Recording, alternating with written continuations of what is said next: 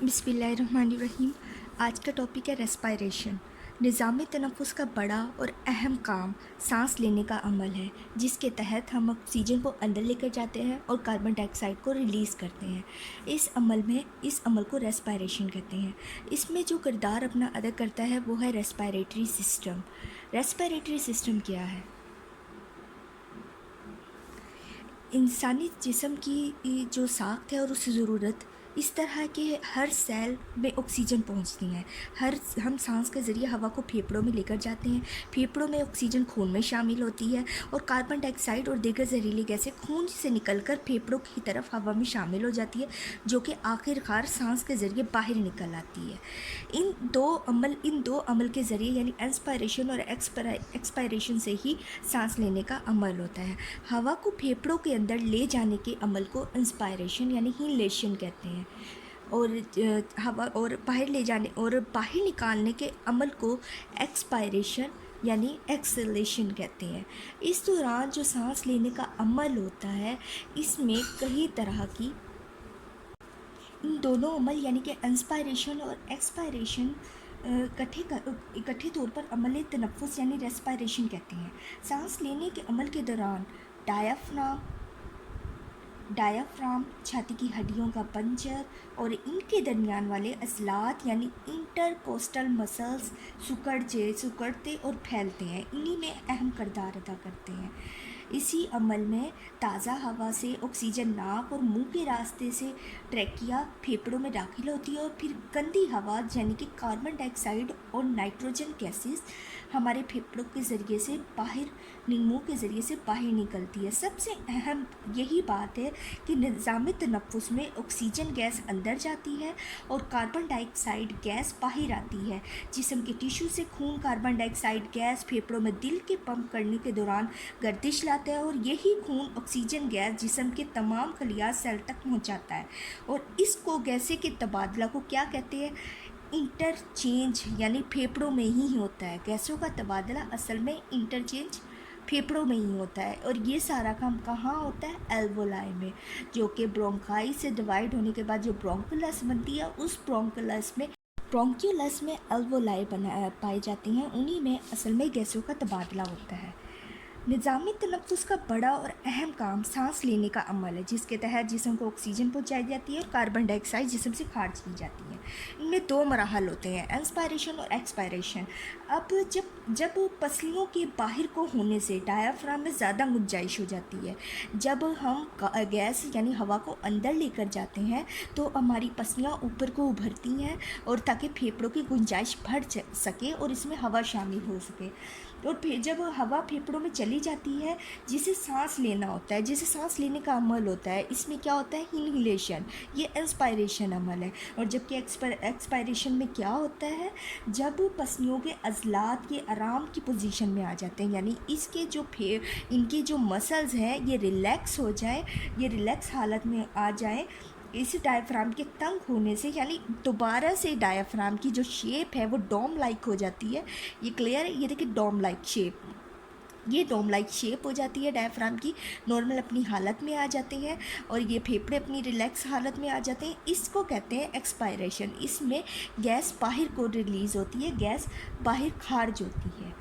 इस अमल को कहते हैं एक्सपायरेशन यानी से एक्सलेशन। अब बात को क्लियर करते हैं इन दोनों में डिफरेंस। इनहेलेशन में कौन कौन से सिस्टम पे क्या क्या इफेक्ट पड़ता है और इस तरह एक्सलेशन में क्या होता है। इनहेलेशन है एक्टिव प्रोसेस। इसे एक्टिव प्रोसेस क्यों कहा गया है? इसे एक्टिव प्रोसेस इसलिए कहा गया है क्योंकि इसमें एनर्जी यूज़ होती है। हम सांस लेते हैं, जो हवा हमारे अंदर शामिल हो रही है हमारी ट्रैकिया से जा रही है। पहले तो फर्स्ट ऑफ ऑल ट्रैकिया है, जिसमें सीलिया पाई जाती हैं। सीलिया हमारी हवा को साफ़ करते हैं, हमारे जरासीम से पाक करते हैं। फिर ये ट्रैकिया से ब्रोंकाई से ब्रोंकुलस में से आगे ये एल्वोलाई में जाते हैं। एल्वोलाई ही मेजर पॉइंट है जहाँ पर ये गैसों का तबादला होता है। ये एक एक्टिव प्रोसेस है।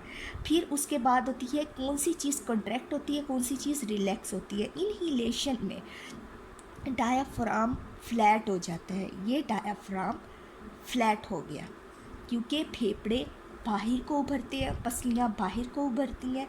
रिब्स में जो हमारे इंटरकोस्टल मसल्स हैं, इन रिब्स के दरमियान पाए जाते हैं, जिन्हें इंटरकोस्टल मसल्स कहते हैं। ये क्या हो जाते हैं, ये भी कॉन्ट्रैक्ट हो जाते हैं, ये बाहर को उभरते हैं। जो हमारे एक्सटर्नल मसल्स होते हैं वो रिलैक्स होते हैं, जो इंटरकोस्टल मसल्स हैं ये भी कॉन्ट्रैक्ट हो जाते हैं, और यही हमारी पसलियों को ऊपर की तरफ ढकेलते हैं, जिससे क्या होता है, इंस्पायरेशन का अमल होता है और ऑक्सीजन गैस हमारे अंदर जाती है। फिर जब ये कॉन्ट्रैक्ट होते हैं और इसमें चेस्ट भी कॉन्ट्रैक्ट होती है। कॉन्ट्रैक्ट का मतलब फैलती है, सुकड़ जाना, अपनी हालत को चेंज कर लेना, ठीक है। इस अमल में इंस्पायरेशन होता है और डायाफ्राम फ्लैट हो जाता है, कॉन्ट्रैक्ट हो जाता है।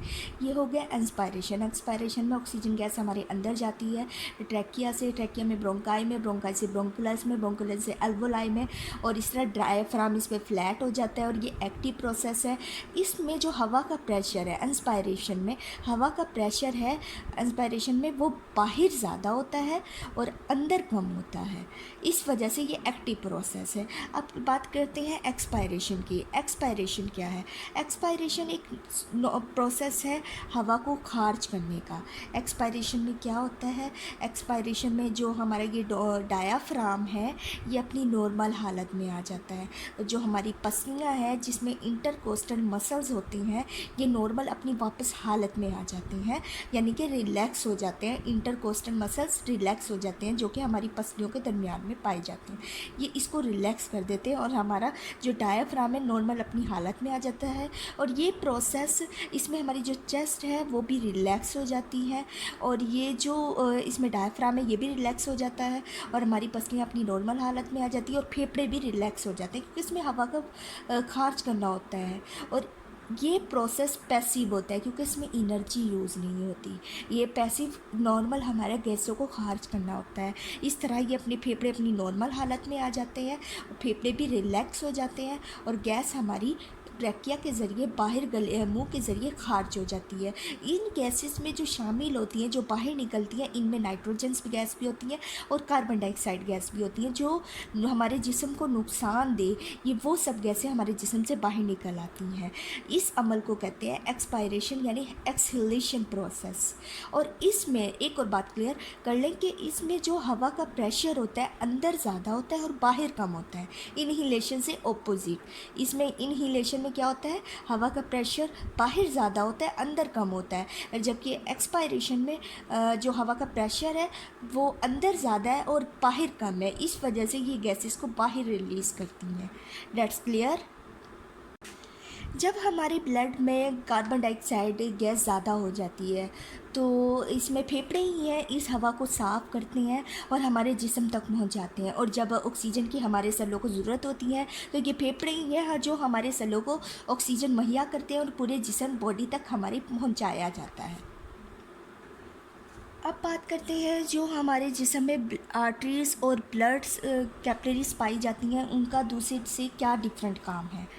डिफरेंट काम ये है कि जो हमारे फेफड़े और दिल के दरमियान खून की नाली की तारीफ जिस्म में मौजूद खून की नाली की तारीफ से मुख्तलिफ होती है।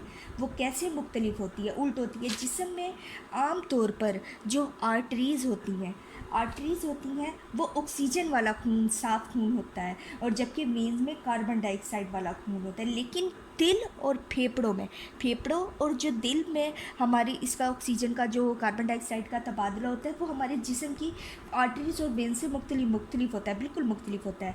दिल से जो कार्बन डाइऑक्साइड वाला ख़राब खून है पल्मरी आर्टरीज़ के ज़रिए फेफड़ों में जाता है, जबकि फेफड़ों से ऑक्सीजन वाला साफ़ खून पल्मरी वेंस के ज़रिए जाता है। यानी कि ये हमारे जिस्म में जो आर्टरीज़ और वेंस पाई जाती हैं इनसे टोटली ऑपोजिट होता है जो पल्मरी आर्टरीज़ और वेंस होती हैं। यहाँ पर पल्मरी आर्टरीज़ कार्बन डाइऑक्साइड वाला खून दिल से फेफड़ों तक लेके जाता है, और जो पल्मरी वेंस होती हैं वो ऑक्सीजन वाला खून फेफड़ों से वापस हमारे फेफड़ों तक लेकर आता से दिल तक देता है। दिल से सारा खून वापस पूरे जिस्म को जाता है। इंस्पायरेशन और एक्सपायरेशन के दौरान जो भी गैसेस हमारे जिस्म के अंदर जाती हैं और बाहर आती हैं, नाइट्रोजन इसमें होती है 79.6%, ऑक्सीजन 20% और कार्बन डाइऑक्साइड 0.4%। इसी तरह जब एक्सपायरेशन का अमल हो रहा होता है तो हमारी नाइट्रोजन जो गैसेस है, कार्बन डाइऑक्साइड है, इसी तरह बाहर निकल आती है 79.6, और ऑक्सीजन है 16%, और जबकि कार्बन डाइऑक्साइड है 4.4%।